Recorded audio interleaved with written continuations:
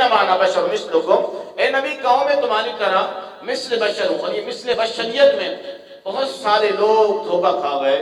ابو جہل بھی دھوکہ کھا گیا، ابو لہب بھی دھوکہ کھا گیا. انہوں نے کہا ہم اس نبی کی کیا اتباع کریں، یہ تو ہمارے خاندان کے ہیں، یہ تو ہمارے قبیلے کے ہیں، ہم نے تو ان کو دیکھا ہے، ہم نے تو ہر چیز ان کی ملاحظہ فرمائی ہے. لیکن کہا نہیں، یہ تو ہماری طرح مثل بشر ہے، ہم ان کی اتباع کیوں کریں، ہم ان کو کیوں مانیں. ہم ان کو مانیں گے تو ہماری سرداری چلی جائے گی، ہماری سرداری چلی جائے گی.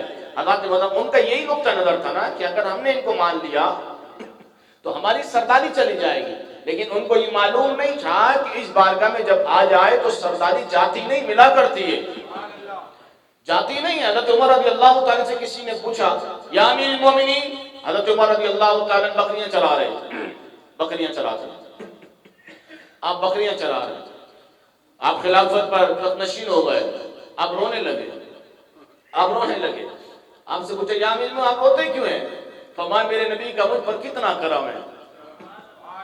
کل تک ہم بکریاں چراتے تھے، اور جب بکریاں بندہ چراتا ہے کبھی بکری ادھر نکلتی ہے کبھی ادھر نکلتی ہے، تو فرمایا وہ بکریاں بھی ہمارے قابو نہیں آتی تھی، ہمارے کنٹرول میں نہیں ہوتی تھی. لیکن مصطفیٰ کی غلامی کیسی ملی ہے کہ آج عمر 22 لاکھ مربع میل پر حکومت کرتا ہے لیکن کوئی بھی شخص بھوکا نہیں سوتا ہے.